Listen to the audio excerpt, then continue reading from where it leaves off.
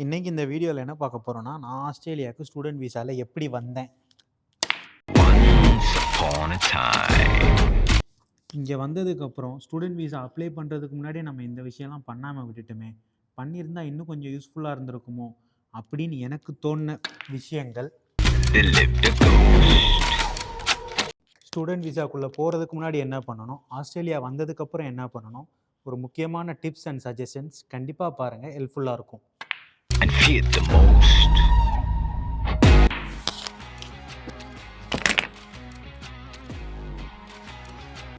வீடியோக்குள்ளே போகிறதுக்கு முன்னாடி முக்கியமான ஒரு விஷயத்த சொல்லிடுறேன்.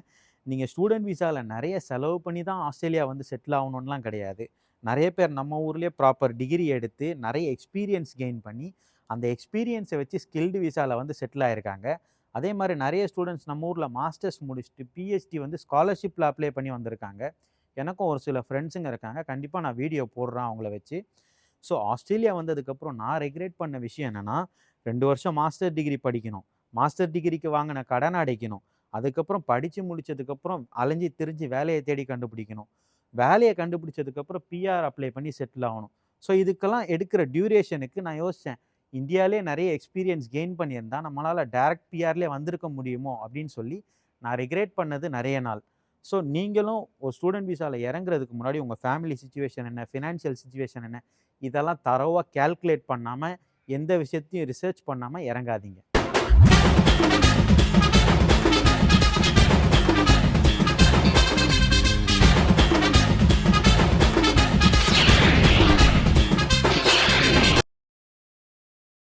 வந்து இங்கே என்ன படித்தேன், இந்தியாவில் என்ன கோர்ஸ் படித்தேன் அப்படின்றத ஒரு ஓவர் வியூவாக சொல்லிடுறேன். நான் இந்தியாவில் வந்து bachelors in civil engineering Velammal engineering காலேஜில் முடித்தேன். முடிச்சுட்டு கொஞ்ச நாள்லேயே மாஸ்டர்ஸ் வந்து யூனிவர்சிட்டி ஆஃப் டாஸ்மேனியா, ஆஸ்திரேலியாவில் டாஸ்மேனியா ஸ்டேட்டில் யூனிவர்சிட்டி ஆஃப் டாஸ்மேனியான்னு ஒரு நல்ல யூனிவர்சிட்டி இருக்குது. அங்கே நான் அப்ளை பண்ணேன். என்ன கோர்ஸ்ன்னு கேட்டிங்கன்னா, masters in professional engineering civil and structural. இந்த கோர்ஸுக்கு அப்ளை பண்ணேன். என்னோடய கோர்ஸ் ஃபீஸ் பார்த்தீங்கன்னா அரவுண்ட் $72,000 வச்சிங்களேன். நீங்கள் ஆஸ்திரேலியாக்குள்ளே வரீங்கன்னா ஃபஸ்ட்டு விஷயம் நான் என்ன சொல்லுவேன்னா, ரூமர்ஸ் எல்லாம் நம்பாதீங்க. 4 பேர்கிட்ட விசாரிக்கிறீங்கன்னா அதை தெளிவாக நீங்களும் ஒரு பேக்ரவுண்ட் ரிசர்ச் பண்ணுங்கள். 4 பேர் சொல்கிறத வச்சு மட்டும் நம்பாதீங்க. ஃபஸ்ட்டு விஷயம், ஒரு ஏஜென்சி எப்படி இயங்குதுன்னு நான் சொல்லிடுறேன். இப்போ ஒரு ஏஜென்சி வந்து ஸ்டூடெண்ட் விசா அப்ளை பண்ணி தராங்க அப்படின்னா, சில பேர் சொல்லுவாங்க, நான் உங்ககிட்ட காசு வாங்கலை, நான் ஸ்டூடெண்ட் விசா வந்து ஃப்ரீயாக தான் பண்ணித்தரேன், உங்கள்கிட்ட சார்ஜஸ் வாங்கலை அப்படின்னு சொல்லுவாங்க. ஸ்டூடெண்ட் விசா ஃபீஸ் மட்டும் நீங்கள் பே பண்ணால் போதும், இன்சூரன்ஸ் பே பண்ணோம், மற்றதெல்லாம் பே பண்ணுவீங்க, நாங்கள் சர்வீஸ் சார்ஜ் வாங்கலை அப்படின்னு சொல்லுவாங்க. ஆனால் வந்து ஒரு ஏஜென்சி வந்து உங்களுக்கு ஸ்டூடெண்ட் விசா அப்ளை பண்ணி தராங்கன்னா நிறைய யூனிவர்சிட்டியோட டைஅப் வச்சுருப்பாங்க. ஸோ அந்த நீங்கள் கட்டுற ஃபீஸ்லேருந்து அந்த யூனிவர்சிட்டி வந்து அவங்களுக்கு ஒரு சில கமிஷன்ஸ் பே பண்ணும். இப்படி தான் ஏஜென்சி இயங்கும். நான் எல்லா ஏஜென்சியும் வந்து கெட்டவங்கன்னு சொல்லலை. ஒரு சில பேர் இருக்காங்க, என்ன பண்ணுவாங்கன்னா, ஸ்டூடெண்ட் விசா அப்ளை பண்ணப்போ நீங்கள் என்கொயரிக்கு போகிறீங்கன்னா, ஆஸ்திரேலியாக்குள்ளே போனதுக்கப்புறம் நீங்கள் இப்படி சம்பாரிச்சிடலாம், அப்படி சம்பாரிச்சிடலாம், உங்கள் ஃபீஸை நீங்களே கட்டிக்கலாம், நீங்கள் அப்படி பண்ணிடலாம், எப்படி பண்ணிடலாம் அப்படின்னு சொல்லி நிறைய விஷயங்கள் சொல்லுவாங்க. அதெல்லாம் நம்பாதீங்க. நீங்கள் வந்து தனியாக ரிசர்ச் பண்ணுங்கள். டெக்னாலஜி டெவலப் ஆகிடுச்சு, யூடியூப் இருக்குது, இன்ஸ்டாகிராம் இருக்குது, ஃபேஸ்புக் இருக்குது. அங்கே ஆஸ்திரேலியாவில் ஆல்ரெடி ஸ்டூடெண்ட்ஸ் இருக்காங்கன்னா அவங்களுக்கு மெசேஜ் பண்ணி கேளுங்க. 1க்கு 10 பேருக்கு மேலே தரவாக ரிசர்ச் பண்ணுங்கள். அவங்கக்கிட்ட விசாரிங்க, என்ன இருக்குது, என்ன கதை, ஸ்டூடெண்ட் விசாவில் போயிருக்கீங்களா, எப்படி எக்ஸ்பென்சஸ் எல்லாம் ஃபேஸ் பண்ணுறீங்க, நான் வந்தால் என்ன பண்ணணும், கரண்ட் ஜாப் மார்க்கெட் எப்படி இருக்குது, பார்ட் டைம் ஜாப்ஸ் கிடைக்குமா கிடைக்காதா, எல்லாத்தையும் வந்து நீங்கள் ஸ்டார்ட் பண்ணுறதுக்கு முன்னாடியே ஒரு 3 பேர்கிட்ட மட்டும் கேட்காம நிறைய பேர்கிட்ட விசாரிங்க. உங்களால் முடிஞ்ச அளவுக்கு நீங்கள் ரிசர்ச் பண்ணுங்கள். அதுதான் நான் ஃபஸ்ட்டு சொல்லுவேன். 2வது விஷயம் வந்து, நான் ஃபினான்ஷியல் கால்குலேஷன் ரொம்ப இம்பார்ட்டன்ட் சொல்லுவேன். இப்போ நீங்கள் ஒரு ஸ்டூடெண்ட் விசாவில் இறங்குறதுக்கு முன்னாடி எவ்வளோ லோன் எடுக்க போகிறீங்க, உங்கள் கோர்ஸோட ஃபீஸ் என்ன, அப்போ லோனோட இன்ட்ரெஸ்ட் ரேட் என்ன, இதெல்லாம் டீப்பாக கால்குலேட் பண்ணுங்கள். ஃபேமிலி சிச்சுவேஷன் என்ன, இதெல்லாம் கால்குலேட் பண்ணாமல் ஸ்டூடெண்ட் விசாக்குள்ளேயே இறங்காதீங்க. ஃபார் எக்ஸாம்பிள் சொல்கிறேன், ஏன் ஃபினான்ஷியல் கால்குலேஷன் ரொம்ப முக்கியம்னா, இப்போ நான் வந்து என்னோடய மாஸ்டர் டிகிரிக்கு 2 வருஷத்துக்கு $70,000 பே பண்ணேன், கிட்டத்தட்ட 36 லட்ச ரூபா.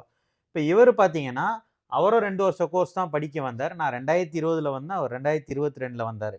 அவர் பே பண்ண கோர்ஸ் ஃபீஸ் எவ்வளோயா? $18,000. $18,000, கிட்டத்தட்ட 9 லட்ச ரூபா தான் பே பண்ணியிருக்காரு.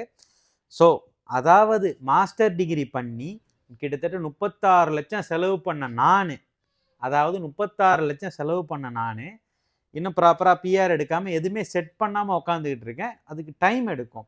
ஆனால் 9 லட்சம் ஃபீஸ் கட்டி 2 வருஷம் அதே 2 வருஷம் கோர்ஸ் தான் பண்ணாரு. இவர் கட்டினது 9 லட்சம். லோன் எவ்வளோ எடுத்த?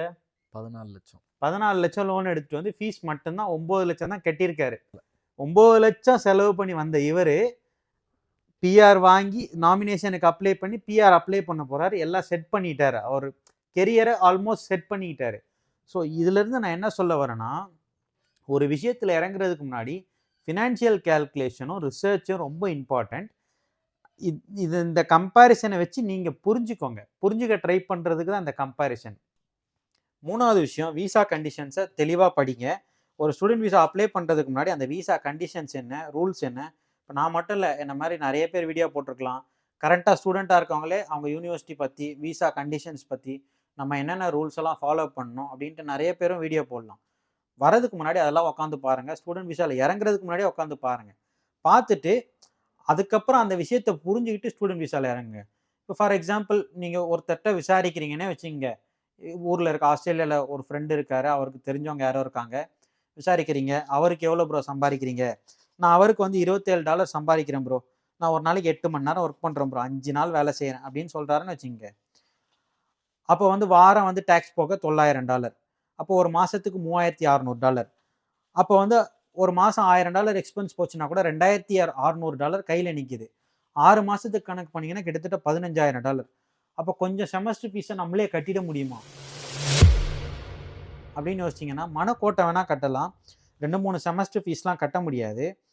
ஒருத்தர்கிட்ட நீங்கள் விசாரிக்கிறீங்க, அவர் வந்து வாரத்துக்கு ஒரு நாளைக்கு 8 மணி நேரம் 5 நாள் வேலை பார்க்குறாருன்னா, அவர் படிப்பு அப்போ முடிச்சிருக்கலாம். அவர் ஒரு விசா கண்டிஷன் மாறி இருக்கும்.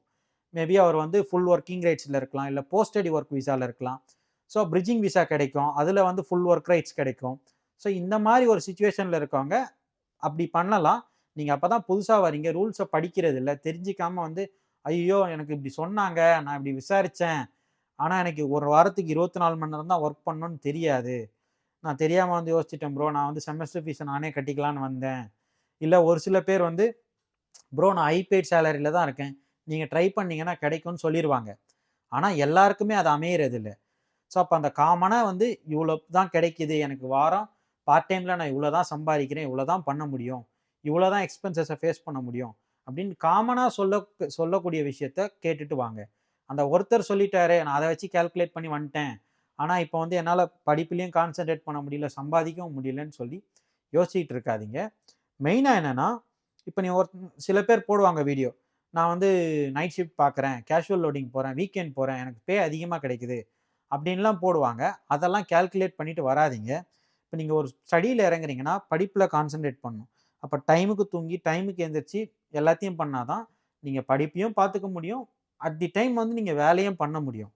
நீங்கள் வந்து நைட் ஷிஃப்ட் போகிறேன், அதை பண்ணுறேன், இதை பண்ணுறேன்னு சொன்னீங்கன்னா மேபி ஒரு சிலருக்கு செட் ஆகலாம், ஒரு சிலருக்கு சூட் ஆகாமல் போகலாம், ஹெல்த் இஷ்யூஸ் வரலாம், ஸ்ட்ரெஸ் ஆகலாம், படிப்பில் கான்சன்ட்ரேஷன் மிஸ் ஆகலாம். இப்போ அந்த வீக் மட்டும் எனக்கு வந்து நான் நைட் ஷிஃப்ட் போகிறேன், அதிகமாக சேலரி கிடைக்குதுன்னு போவீங்க, அந்த வீக்கில் அதிகமாக அசைன்மெண்ட்ஸ் இருக்கலாம். ஸோ அந்த அசைன்மெண்ட்ஸில் ஃபோக்கஸ் பண்ண முடியாமல் போச்சுன்னா, ஃபார் எக்ஸாம்பிள் எனக்கு வந்து ஒரு செமஸ்டரில் வந்து 4 சப்ஜெக்ட்னு வச்சுங்க, ஒரு சப்ஜெக்ட்டுக்கு வந்து $4500 ஃபீஸ். இப்போ நீங்கள் வந்து காசுக்காக ஃபோக்கஸ் பண்ணி அந்த சப்ஜெக்டில் அசைன்மெண்ட்ஸ் வந்து பண்ணலை சரியா, ஒரு சில இடத்துல வந்து அசைன்மெண்ட்ஸில் ஃபெயில்னாலும் அந்த சப்ஜெக்டே ஃபெயிலு. ஸோ அப்போ அந்த காசு நீங்கள் திரும்ப பே பண்ணணும். இப்போ அந்த சப்ஜெக்ட் வந்து ஈவன் செமஸ்டரில் வருதுன்னா நீங்கள் திரும்ப ஈவன் செமஸ்டர் வர வரையும் வெயிட் பண்ணணும். அதே ஈவென்ட் செமஸ்டரில் நான் திரும்ப 4 சப்ஜெக்ட் இருக்கும், +1 இதை ஆட் பண்ணுவீங்க, 5 சப்ஜெக்டாக மாறும். அப்போ வந்து நீங்கள் வந்து எடுத்த உடனே நீங்கள் ஆட் பண்ணிட முடியாது, யூனிவர்சிட்டியில் அப்ளை பண்ணணும், நான் வந்து இதை ஆட் பண்ண போகிறேன் இந்த செமஸ்டரில்.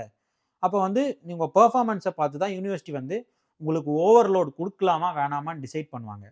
இப்போ வந்து ஒரு சில பேருக்குலாம் வந்து உங்கள் பெர்ஃபார்மன்ஸ் சரியில்லை, ஓவர்லோட் கொடுக்க முடியாது, நீங்கள் வந்து இது எல்லா கோர்ஸையும் முடித்த பிறகு தனியாக அந்த கோர்ஸை பண்ணுங்கன்னு சொல்லுவாங்க. அப்போ நீங்கள் வந்து அதுக்காக தனியாக வெயிட் பண்ணணும், உங்கள் ஸ்டூடெண்ட் விசாவை எக்ஸ்டென்ஷன் பண்ணணும். ஸோ இதெல்லாம் பெரிய தலைவலி. அதனால் அதிக காசு கிடைக்குது, நான் வந்து இதை பண்ணிடுவேன், நான் இதை பண்ணிவிட்டு நான் இதில் ஃபோக்கஸ் பண்ணிடுவேன் அப்படின்னு மட்டும் யோசிக்காதீங்க. ஃபஸ்ட்டு ஸ்டடீஸை முடித்த பிறகு தான் மீதி எல்லாமே அப்படின்றதில் தெளிவாக இருங்க. அதனால் மெயினாக என்ன சொல்கிறேன்னா, வரதுக்கு முன்னாடியே எத்தனை மணி நேரம் விசா கண்டிஷன் என்ன, எவ்வளோ நேரம் ஒர்க் பண்ணணும், என்னென்னலாம் ஃபஸ்ட்டு பண்ணணும், எதெல்லாம் செகண்டு பண்ணணும், ப்ரையாரிட்டி என்ன அப்படின்றத தெளிவாக யோசிங்க.